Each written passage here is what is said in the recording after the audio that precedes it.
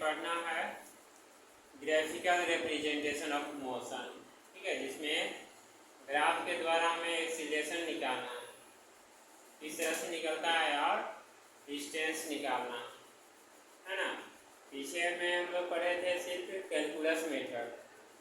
तो graphical representation of motion में क्या बतलाता है, जैसे कोई ऑब्जेक्ट है यानी पार्टिकल्स है जो यूनिफॉर्म मोशन से वह मूव कर रहा है कॉन्स्टेंटली, तो एक्सीलरेशन भी उसका क्या होगा, टाइम के साथ कांस्टेंट ही होंगे।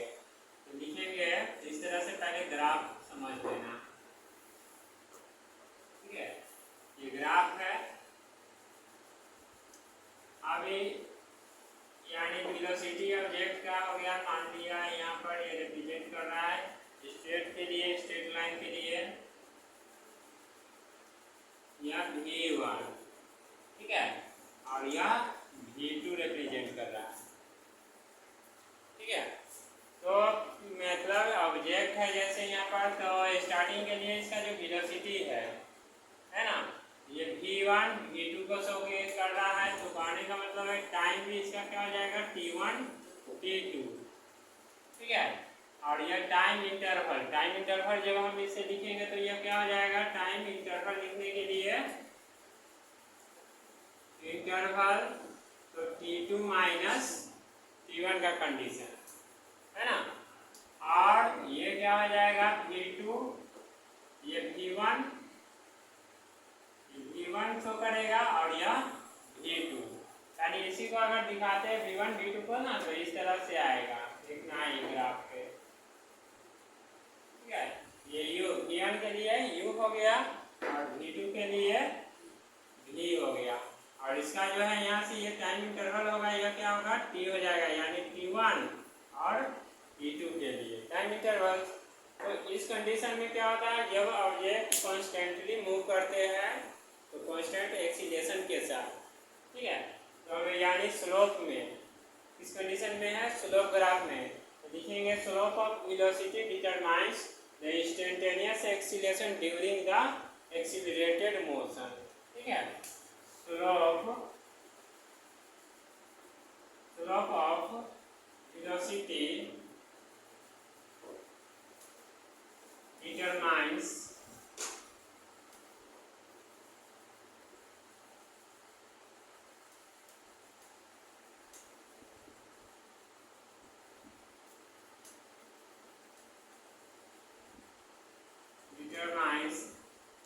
accelerated motion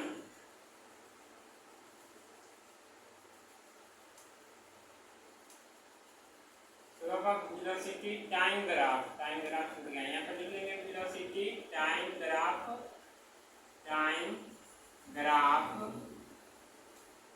determines accelerated motion during the given interval of time, during the given interval of time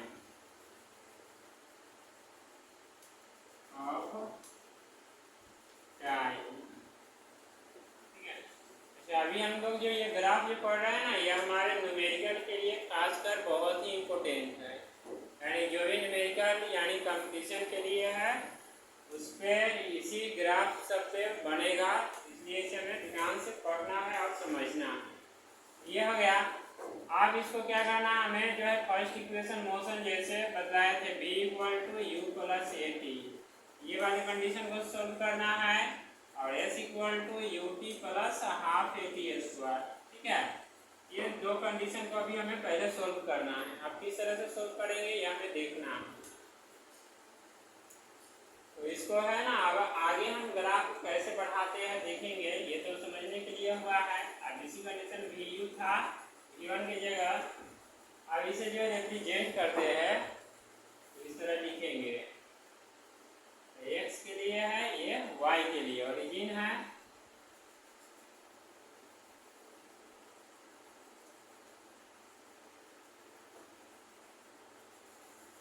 uniformly move कर रहा है।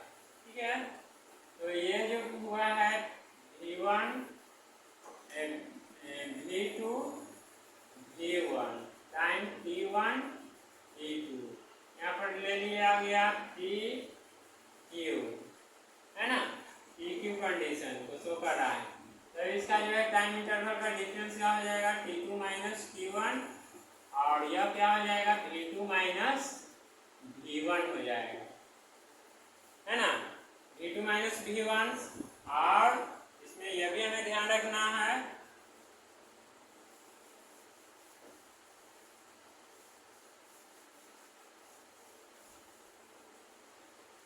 V1 जो है equal to initial velocity U के लिए, V2 फाइनल वेलोसिटी V के लिए, और T1 है T1 माइनस T2 जो करेंगे, T2 minus T1 time interval वह टाइम t सेकेंड के लिए, ठीक है।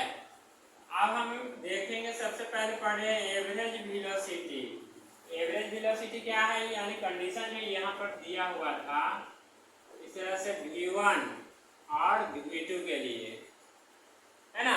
तो एवरेज वेलोसिटी तो यहाँ पर कर देंगे V1 प्लस V2 बाई 2 करेंगे। एवरेज इसी तरह निकलता है, सिंपल से जो मैथ में पढ़ते हैं एवरेज निकालना, है ना। तो ये हो गया फर्स्ट के लिए, फर्स्ट इक्वेशन इसको मान लेंगे।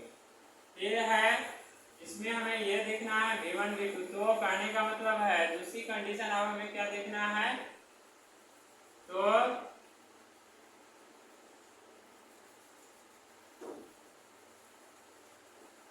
एवरेज वेलोसिटी को इस तरह से लिखते हैं, जब डिस्प्लेसमेंट के साथ होते हैं तो x2 minus x1 by T2 minus T1 ये भी लिखते हैं, है ना।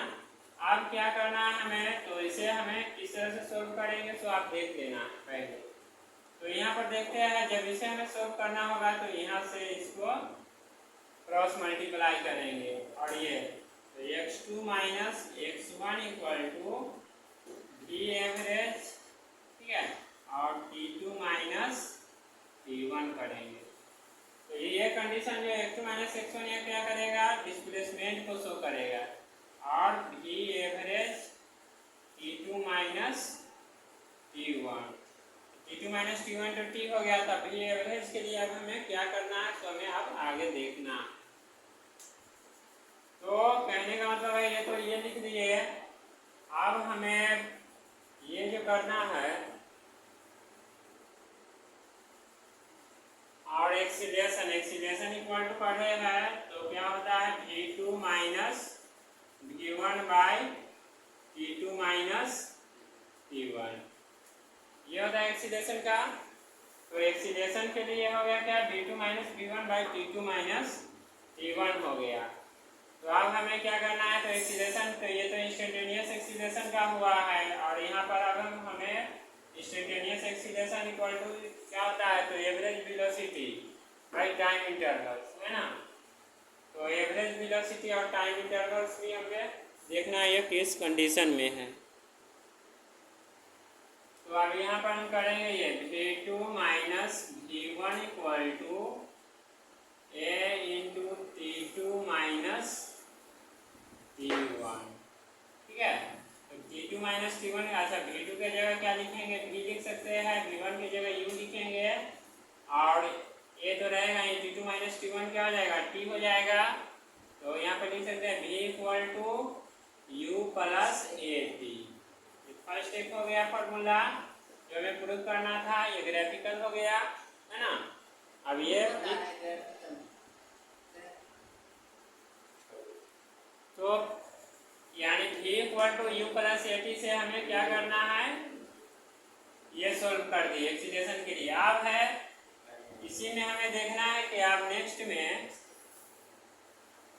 V2 equal to V2 minus V1 equal to हो गया क्या, A into T2 minus T1। तो हम इसको इस तरह से भी लिख सकते हैं, V2 इक्वल टू क्या हो जाएगा, A into T2 minus T1 और प्लस V1, ठीक है। तो V2 का वैल्यू क्या करेंगे, ये जो वैल्यू आएगा ना यहाँ पर हमें पुट कर देना है पहले V2 के जगह, ठीक है।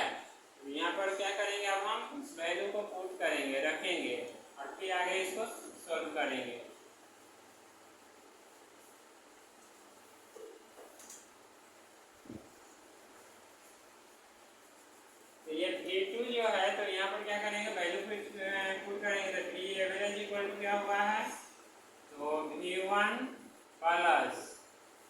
की जगह लिखेंगे, फिर v1 ही है तो v1 है ना, v1 plus a into t2 minus t1 all by 2 हो जाएगा, यानी 2v1, ठीक है। तो 2v1 plus a into t2 minus t1 हो गया, है ना। तो ये क्या हुआ, v यानी एवरेज वेलोसिटी का निकला। अब ये वाले जो आया है ना, यहाँ पर वैल्यू पुट कर देंगे तो हमारा डिस्प्लेसमेंट निकल जाएगा, ठीक है। अब कुछ नहीं करना है, क्या करना है, वैल्यू हमें पुट कर देना है।